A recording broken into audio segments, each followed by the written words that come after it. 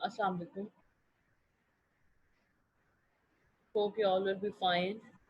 अच्छा जी, next topic जो है हमारा that is genome sequence assembly. What is genome sequence assembly? First of all we should know that sequence assembly जो है वो एक स्पेशल स्टेप है जो कि जीनोम सीक्वेंसिंग फाइंड आउट करने के बाद या फिर जीनोम सीक्वेंसिंग जब हमारे पास हो जाती है उसके बाद परफॉर्म किया जाता है to assemble those fragments into a complete sequence, या उनको कंप्लीट जीनोम में दोबारा से लाने के लिए, बिकॉज आपके जो फ्रेगमेंट्स होते हैं वो बहुत छोटे छोटे फ्रेगमेंट्स होते हैं, उनको हम दोबारा से होल जीनोम की तरफ लेकर जाते हैं। अब जहाँ पर हमारे पास शॉटगन अप्रोच के बारे में बात करते हैं तो ज़्यादातर शॉटगन अप्रोच के अंदर ये वाले सीक्वेंसेस जो हैं उनकी असेंबली की ज़रूरत पड़ती है। इन हायरार्कियल अप्रोच मोस्टली हमारे पास जो है वो सीक्वेंसेस और तरह के होते हैं और उनकी असेंबली इतनी मुश्किल नहीं होती। अब शॉटगन अप्रोच में जो सीक्वेंसेस जनरेट किए जाते हैं, जो स्टार्टिंग में स्मॉलर क्लोन्स जनरेट किए जाते हैं, वो मोस्टली 500 बेसिस उनकी एवरेज लेंथ होती है। अब वो 500 बेस जो है वो आपके you can consider it as very small amount, क्योंकि आपके पास ह्यूमन जिनोम जो है वो बहुत बड़ा है, इसी तरह बहुत सारे और जिनोम जो हैं वो बहुत बहुत बड़े हैं। तो हमारे पास सिर्फ 500 बेसिस के जो छोटे छोटे फ्रेगमेंट्स हैं उनको हम फाइंड आउट करते हैं कि वो किस तरतीब से आएंगे ताकि हमारे पास जो है वो बेहतर जो है वो आ सके। अब इसके अंदर सबसे पहले जो है वो 500 बेसिस को के ओवरलैप्स को, जिस तरह लास्ट लेक्चर में डिस्कस किया गया था, उनको ख़त्म करके उनके ओवरलैप्स को रिमूव करके और फिर उनके सीक्वेंसेस को जो है वो बड़ा किया जाता है। फिर उसके बाद सबसे पहला जो स्टेप होता है, जो फर्स्ट स्टेप जो आपके पास हमारे पास रैंडम सीक्वेंसेस आ रहे होते हैं, those are called sequence reads. उसके बाद जो है वो उनके बाद वो 500 और बेसिस के होंगे। 500 बेसिस को फिर हम जो है वो उनके ओवरलैप्स को रिमूव करके मर्ज आउट करते हैं और 5000 से लेकर 10,000 बेसिस लॉन्ग तक के जो सीक्वेंसेस आ रहे हैं, अब हमारे पास जो फ्रेगमेंट्स होंगे दैट आर कॉल्ड कॉन्टेक्ट्स। उसके बाद फिर उनको एक ही स्टेप में नहीं होता बल्कि इनको फर्दर स्टेप वाइज किया जाता है। उसके बाद जो है कॉन्टेक्ट्स के बाद सुपर कॉन्टेक्ट्स जनरेट किए जाते हैं which are 30,000 to 50,000 in length, 50,000 bases in length. और उसके बाद जो है वो आपके पूरा एक जो है वो जीनोम बनता है या एक जीनोम जनरेट किया जाता है। अब इस सब में क्या है कि आपके पास सारे जो है ये ओवरलैपिंग के साथ ही जनरेट होते हैं, और ओवरलैपिंग के बाद इनको जब सारे ओवरलैप्स को रिमूव कर दिया जाता है तो वो एक होल जीनोम की फॉर्म में स्कैफोल्ड्स जो है वो बन जाते हैं। स्कैफोल्ड्स जो है वो फिर आगे फर्दर बनते हैं in form of fine final highest resolution maps of genome. अब एज डिस्क्राइब्ड इनिशियल डीएनए। अच्छा, अब इसके अंदर जीनोम सीक्वेंसिंग असेंबली के अंदर हमारे पास बहुत सारे जो है कंप्यूटेशनल टूल्स यूज़ किए जाते हैं। किस लिए यूज़ किए जाते हैं? आपके करेक्ट जो आइडेंटिफिकेशन है कि कौन सा सीक्वेंस कहाँ पर लगेगा या कौन सा फ्रेगमेंट किस जगह पे लगेगा। It is basically just like joining jigsaw puzzles. आप लोगों ने शायद बचपन में कहीं पढ़े खेलना हो इनसे, जिक्सॉ पजल से। तो ये आपके जिक्सॉ पजल्स ही हैं। अब इसके अंदर क्या है कि इसके अंदर असेंबली जो है वो कुछ थोड़ी सी प्रॉब्लमेटिक हो जाती है व्हेन देयर आर रिपीट्स। इसके अलावा वेक्टर कंटेमिनेशन हो सकती है। वेक्टर कंटेमिनेशन क्या है कि जिस वेक्टर को आपने यूज़ किया है उसके कुछ पार्ट जब आपने कट किया था तो उसका कुछ पार्ट भी वापस आपके सीक्वेंस के साथ जो है वो रीड हो गया। ये आपके जो है वो बहुत सारे जो है आपके सीक्वेंसिंग के दौरान आने वाले प्रॉब्लम्स हैं। ठीक है, इनको जो है वो फर्दर कंप्यूटर सॉफ्टवेयर ऐसे जनरेट किए गए हैं जो इनको डील करते हैं। अब हम जो है वन बाय वन इन चीज़ों को रीड कर लेते हैं। As described, initial DNA sequencing reactions generate short sequence reads from DNA clones. ठीक है, सबसे पहले शॉर्ट सीक्वेंस रीड्स वो बनाता है डीएनए क्लोन से। The average length of the reads is about 500 bases, जिसकी एवरेज लेंथ 500 बेसिस की है। To assemble a whole genome sequence these short fragments are joined to form larger fragments after removing overlaps. आपके whole genome sequence को assemble करने के लिए ये जो छोटे छोटे फ्रेगमेंट्स हैं इनको फर्दर ज्वाइन किया जाता है ताकि वो बड़े fragments generate larger fragments generate कर सकें। लेकिन removing overlaps, after removing overlap, जिनके दरमियान में आने वाले जो ओवरलैप्स हैं उनको रिमूव करने के बाद जो साइड्स के ओवरलैप्स हैं वो रिमूव नहीं किए जाते। ऑब्वियसली वो ओवरलैप्स बाद में रिमूव किए जाएंगे। अगर हम उन्हें अभी रिमूव कर देंगे तो बाद में हमारे पास जो है फर्दर उनको रीड आउट करना मुश्किल हो जाएगा। overlaps. These longer merged sequences are termed contigs, which are usually 5,000 to 10,000 bases long. ठीक है, ये जो आपके लॉन्गर हैं मर्ज सीक्वेंसेस हैं, इनको कॉन्टेक्स्ट कहा जाता है जो कि 5,000 से 10,000 बेसिस तक के होते हैं. A number of overlapping contexts can be further merged to form scaffolds. उसके बाद इनको further जो है वो मर्ज किया जाता है स्कैफोल्ड्स जनरेट करने के लिए, जो कि 30,000 टू 50,000 बेसिस के होते हैं, और ये स्कैफोल्ड्स जो हैं इनको सुपर कॉन्टेक्ट्स भी कहा जाता है, which are unidirectional oriented along a physical map of chromosome, जो कि यूनिडायरेक्शनल एक ही डायरेक्शन की तरफ को मूव कर सकते हैं on a physical map of a chromosome. Overlapping scaffolds are then connected to create the final highest resolution map of the genome, और फिर उन overlapping scaffolds को further use किया जाता है highest resolution map generate करने के लिए. Correct identification of overlaps and assembly of the sequence read into context are like joining jigsaw puzzles. Correct ये आपके वही है कि आपके overlaps को identify करना और उनकी सही joining करना ऐसे ही है जैसे कि आप jigsaw puzzles join कर रहे हैं, which can be very computationally intensive when dealing with data at the whole genome level, जो कि computationally बहुत ज़्यादा इंटेंसिव हो जाता है जब आप डेटा होल जीनोम लेवल पे डेटा के साथ डील कर रहे होते हो. The major challenges in genome assembly are sequence errors. सबसे बड़ी जो मेजर चैलेंज है जीनोम सीक्वेंसिंग में वो सीक्वेंस एरर है, especially in case of hierarchical genome hierarchical sequencing approach, sequence errors. उसके अलावा contamination by bacterial vector and repetitive sequence regions. Sequence errors can often be corrected by drawing a consensus from an alignment of multiple overlapped sequences. Sequence errors जो है वो आपके shotgun approach के अंदर तो आपके multiple overlapped sequences को उनके alignment से figure out किया जा सकता है. Bacterial vector sequences can be removed using filtering program prior to assembly. Bacterial vectors जो है वो भी आपके जो हैं वो filtering programs हैं जिनको use करके हम assembly से पहले ही bacterial contamination remove कर देते हैं. To overcome the problem of sequence repeats, programs such as repeat masker can be used to detect and mask repeats. Additionally, additional constraints on the sequence reads can be applied to avoid misassembly caused by repeat sequences. अब repeat Bhaskar क्या है कि वो क्या करता है कि जहाँ पर ज़्यादा रिपीट आ रहे होते हैं वहाँ उसको मास्क करता है, उनको ढूंढता है और वो जो है ना उसके अकॉर्डिंग बताता है. लेकिन इसके अंदर प्रॉब्लम ये आती है कि आपके जो बहुत ज़्यादा सीक्वेंस रेपिटेशन में चला जाता है वो उससे रीड नहीं हो सकता. उसके लिए जो है एडिशनल कंस्ट्रेंट्स यूज़ किए जाते हैं. पहले उन कंस्ट्रेंट्स को देखने की बजाय ये पहले ऊपर आ जाए, ये 17.3 फिगर के ऊपर यहाँ पर आप देख सकते हो कि there are raw sequence reads जो कि लाइट ग्रे कलर में आपको शो हो रहे हैं. ये आपके कुछ जो है वो फॉरवर्ड की तरफ को है, कुछ बैकवर्ड हैं. हम लोगों ने पढ़ा था कि ये दोनों तरफ से आपके जीनोम को सीक्वेंस करते हैं. उसके बाद क्या है कि ये ओवरलैप्स इनके रिमूव हुए और कॉन्टेक्ट्स जनरेट किए गए. ये कॉन्टेक्ट्स जो है ये 5,000 से 10,000 बेस पेयर्स के हैं और ये दोनों तरफ को मूव कर सकते हैं, फॉरवर्ड भी हैं बैकवर्ड भी हैं. उसके बाद ये सुपर कॉन्टेक्ट्स हैं. सुपर कॉन्टेक्ट्स जो है वो 30,000 टू 50,000 थे, लेकिन ये आपके यूनिडायरेक्शनल हैं, ये एक ही डायरेक्शन में मूव कर रहे हैं, ये दोनों तरफ को नहीं जा सकते. ये scaffolds 5 prime to 3 prime direction के होते हैं. ठीक है, इसके बाद जो है इन स्कैफोल्ड्स को जब ओवरलैप्स इनके रिमूव करके फर्दर किया जाता है तो ये आपका सिंगल जीनोम जो है वो बना देते हैं. अब आ जाए नीचे आपके दूसरे रिपीट मास्कर की तरफ. रिपीट मास्कर में क्या है, रिपीट मास्कर नहीं सॉरी रिपीट मास्कर के अलावा जो दूसरा स्टेप है, दूसरा जो है वो कंस्ट्रेंट्स स्टेप है. वो कंस्ट्रेंट्स क्या होते हैं, करेक्ट असेंबली की जाती है with forward and reverse constraint.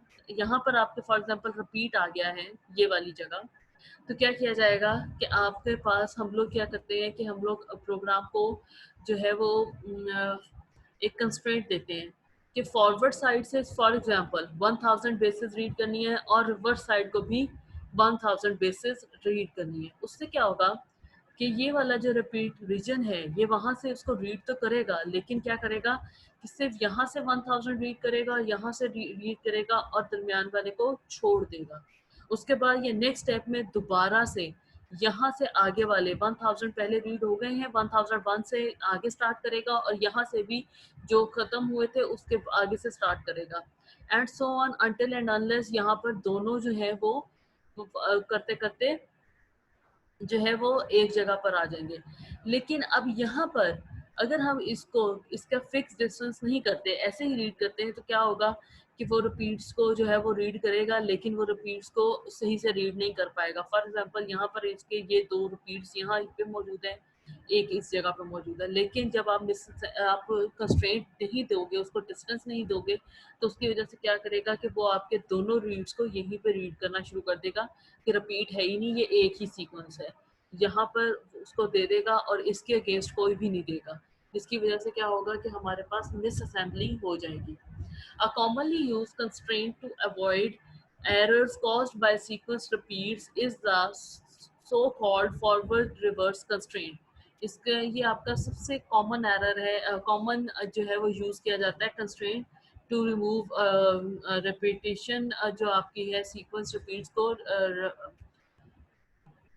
Avoid करने के लिए या उनके अंदर जो एरर चांसेस हैं उनको अवॉइड करने के लिए। That is forward reverse constraint के फॉरवर्ड से भी और रिवर्स से भी कुछ कंस्ट्रेंट लगाई जाती है। When a sequence is generated from both ends of a single clone, the distance between the two opposing fragments of a clone is fixed to a certain range. ठीक है कि आपके क्या किया जाएगा कि अब आपका जब सीक्वेंस दोनों साइड से फॉरवर्ड और रिवर्स दोनों एंड से सिंगल क्लोन का जब रीड किया जा रहा है, तो आप क्या करेंगे कि आप अपोजिंग फ्रैगमेंट्स जो हैं क्लोन के, उनको सर्टन रेंज में जो है वो उनको फिक्स कर देंगे, meaning that they are always separated by distance defined by a clone length normally 1000 to 9000 bases. क्या करेंगे कि आप उसका जो डिस्टेंस है वो दरमियान का फिक्स कर देंगे कि इससे आगे ये मूव नहीं कर सकता, ज्यादातर 1000 से 9000 बेसिस तक का। When the constraint is applied, even when one of the fragment has a perfect match with the repetitive element outside the range, it is not able to be moved to that location to cause misassembly. अब क्या है कि चूंकि constraint apply कर दिया है कि इसके दरमियान में मूव नहीं करना, तो आपके इसके दरमियान के आने वाले ये वाला अगर फ्रेगमेंट इस रिपीट के साथ का है तो भी ये उसको मूव चूंकि नहीं कर सकता, इसलिए ये उसको रीड भी नहीं करेगा। ठीक है, it is not able to move to that location to cause misassembly. और जब ये उस पोजीशन पे मूव नहीं करेगा, तो ये क्या होगा कि ये आपका मिसअसेंबली भी नहीं कर सकता। An example of assembly with और without applying the forward reverse constraint is shown in figure. अब यहाँ पर आप देखो, ये फिक्स डिस्टेंस था, यहाँ पर इसको रिवर्स में यहाँ पर और फॉरवर्ड में इस जगह पर इसको यहाँ तक दिया है कि ये फिक्स डिस्टेंस है, इसके दरमियान में आने वाले जो है उनको रीड नहीं किया जाएगा, उनको जो है वो आप नहीं करोगे, रीड नहीं करोगे, या इनके दरमियान में आने वाले ये जो फर्दर फ्रेगमेंट्स हैं, ये अगर इनके दरमियान में आ रहे हैं तो इनको इस रिपीट के साथ मैच नहीं किया जाएगा, असेंबल नहीं किया जाएगा। लेकिन जब हमने इनको नहीं किया तो क्या हुआ कि ये आपका जब हमने उसको फिक्स डिस्टेंस नहीं दिया तो फॉरवर्ड और रिवर्स दोनों ही इस जगह पर आ गए, इंडिकेटिंग कि यहाँ पर रिपीट एक ही जगह पर है, ये वाला रिपीट उसने मिसअसेंबल कर दिया, इसको रीड ही नहीं किया।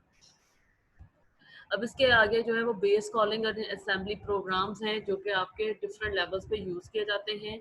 The first step toward genome assembly is to drive base calls. Base calling क्या होती है कि हमारे पास सॉफ्टवेयर ऐसे हैं जो कि एट अ टाइम एक बेस को कॉल करते हैं, उसकी पीक जनरेट करते हैं, सो दैट आपकी जो है पीक जो है वो सही से रीड हो सके। The first step toward genome assembly is to drive base calls and assign associated quality score. सबसे पहले बेस को कॉल किया जाता है और उसके साथ उसकी एसोसिएटेड क्वालिटी स्कोर दिए जाते हैं कि वो किस हद तक सही है। The next step is to assemble the sequence reads into contiguous sequence. उसके बाद नेक्स्ट स्टेप क्या है कि आपके सीक्वेंस रीड्स को कंटीजियस सीक्वेंस के अंदर रीड किया जाता है, असेंबल किया जाता है। This step include identifying overlaps between sequence fragments, assigning the order of the fragments, and deriving a consensus of an overall sequence. अब इसका क्या है कि आपके ये स्टेप इंक्लूड करता है कि आपके जो ओवरलैप्स हैं उनको आइडेंटिफाई किया जाए बिटवीन सीक्वेंस फ्रेगमेंट्स, फिर उनको असाइन किया जाए कि उनका ऑर्डर क्या है, और फिर उसके बाद कंसेंसस ओवरऑल सीक्वेंस की फॉर्म में दिया जाए। Assembling all shotgun fragments into a whole genome is a computationally very challenging step. There are a variety of programs available for processing the raw sequence data. The following is a selection of base calling and assembly program commonly used in genome sequencing project. ये selection है, ये सारे नहीं है, ये कुछ है, ठीक है। सबसे पहले जी फ्रेड है। फ्रेड जो है ये आपका बेस कॉलिंग प्रोग्राम है, यूनिक्स बेस्ड प्रोग्राम है, बेस कॉल करता है और उसके बाद ये आपके उसके बेस उस बेस को जो है फोरियर एनालिसिस करके उसकी फ्लोरेसेंट ट्रेसेस और उसका एक्चुअल पीक जो है वो बेस की वो देता है। Fred is a Unix program for base calling. It uses a Fourier analysis to resolve fluorescence traces and predict actual peak locations of bases. ठीक है, it also gives a probability score for each base call that may be attributable to error. ये आपके probability score देता है each base को, हर base को जो call हुई है, लेकिन ये जरूरी नहीं है कि प्रोबेबिलिटी स्कोर ठीक ही हो, ये आपका एरर की तरफ भी जा सकता है। The commonly accepted score threshold is 20, which corresponds to a 1% chance of error. जो आपका कॉमनली एक्सेप्टेड स्कोर है वो उसका थ्रेशोल्ड जो है वो 20 है, जो कि 1% चांस है ऑफ एरर का। The higher the score the better the quality of the sequence read. जितना स्कोर अच्छा होगा, हायर होगा, वो आपके सीक्वेंस रीड की क्वालिटी को शो करता है। If the score value falls below the threshold 20 से अगर नीचे चली जाती है तो ह्यूमन इंटरवेंशन इज रिक्वायर्ड, वहां पर ह्यूमन इंटरवेंशन की जरूरत है। Next is फ्रैप। फ्रैप जो है ये आपका असेंबली प्रोग्राम है जो कि फ्रेड से इनपुट लेता है। Frap is a Unix program for sequence assembly. It takes Fred-based call files with quality scores as input and aligns individual fragments in a pairwise fashion using the Smith-Waterman algorithm.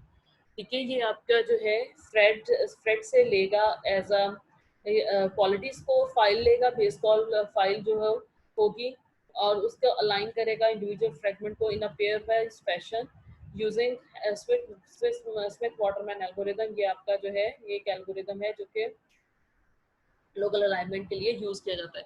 The base quality information is taken into account during the pair wise alignment. जो base की quality है उसके तो pair wise alignment के दौरान देखा जाता है। After all the pair wise sequence similarity is identified, the program performs assembly for progressively merging sequence pairs with decreasing similarity scores while removing overlapped regions. Pair wise sequence similarity को identify किया जाता है, उसके बाद programme क्या करता है कि असेंबली परफॉर्म करता है जिसके अंदर वो सीक्वेंस के पेयर्स को मर्ज करता है और सिमिलैरिटी स्कोर्स को डिक्रीज करता है ओवरलैप्ड रीजंस को रिमूव करते हुए। Consensus contacts are derived after joining all possible overlapped reads. Contacts जो है वो आपके जनरेट किए जाते हैं जब तमाम ओवरलैप्ड रीड्स जो है उनको ज्वाइन कर लिया जाए। Next program is VecScreen. VecScreen जो है ये बैक्टीरियल वेक्टर कंटामिनेशन रिमूवल के लिए है। VecScreen is a web based program that helps detect contaminating bacterial vector sequences. It scans an input nucleotide sequence and compares it with the database of known vector sequences by using the BLAST program. ये भी BLAST को use करता है और करता क्या है कि इसके पास एक ऑलरेडी डेटाबेस डेवलप्ड है जो कि बैक्टीरियल वेक्टर्स की है, बैक्टीरियल वेक्टर सीक्वेंसेस की है। ये उसके साथ आपके आने वाले सीक्वेंस को कंपेयर करेगा कि क्या ये वही उनमें से तो नहीं है। उसके बाद नेक्स्ट जो है that is TIGR assembler. TIGR assembler is a Unix program from TIGR for assembly of large shotgun sequence fragments. अच्छा, अब यहाँ पर ये टाइगर जो है ये आपको पता होना चाहिए। इट इज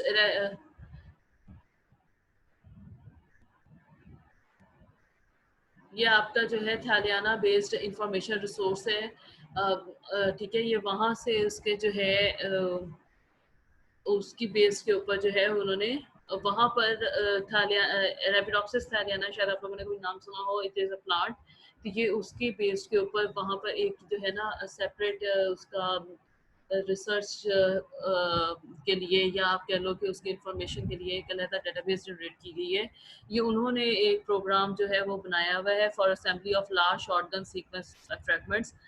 बहुत ज़्यादा जो शॉटगन सीक्वेंस फ्रेगमेंट्स हैं उनकी असेंबली के लिए।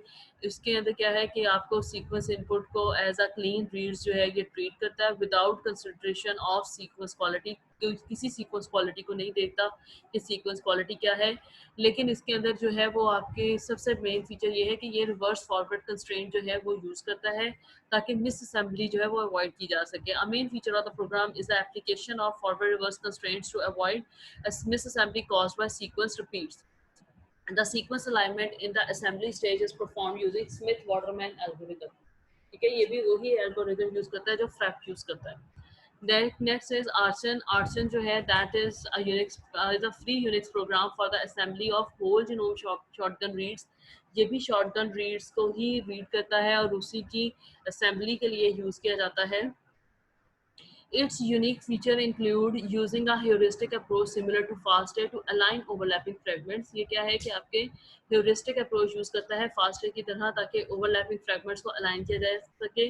अब FASTA का जो है वो heuristic approach क्या है कि वो आपके words declare करता है और उन words से फिर आगे further जो है उसको read out करवाता है। To align overlapping fragments, evaluating alignments using statistical scores. और उसके बाद overlapping fragments को align करने के बाद उनकी evaluation करता है based on statistical scores, correcting sequencing errors based on multiple sequence alignment और multiple sequence alignment की base के ऊपर sequence errors को correct करता है and using forward reverse constraint और फॉरवर्ड रिवर्स कंस्ट्रेंट्स को भी यूज करता है। It accept base calls with associated quality score assigned by Phred as input and produces scaffolds और अ फुली असेंबल्ड जीनोम। ये भी आपके इनपुट जो है फ्रेड की तरह फ्रेड से लेता है और उसके बाद उनके स्कैफोल्ड्स को जनरेट करके फुली सीक्वेंस जीनोम तक लेके जाता है। Next is Euler. यूलर ये भी आपका सीक्वेंस असेंबली एल्गोरिथम है, लेकिन ये आपकी यूलेरियन सुपरपाथ अप्रोच यूज करता है जिसके अंदर पोलिनोमियल एल्गोरिथम है। और ये किस तरह से है कि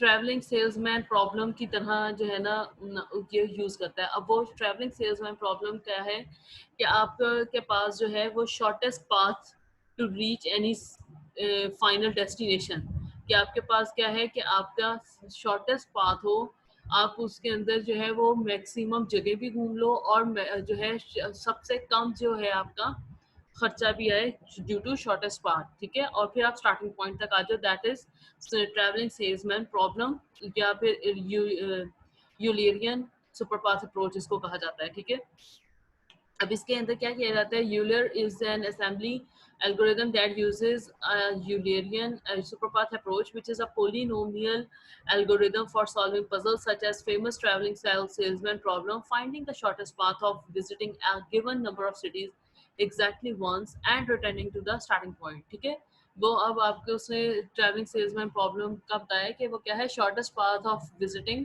finding a shortest path of visiting a given number of cities. आपको नंबर ऑफ सिटीज देनी है और आपने उनको जो है विजिट करना है यूजिंग शॉर्टेस्ट पाथ, और उसको एग्जैक्टली वंस उन सिटीज को करना है और उसके बाद रिटर्न करना है स्टार्टिंग पॉइंट तक।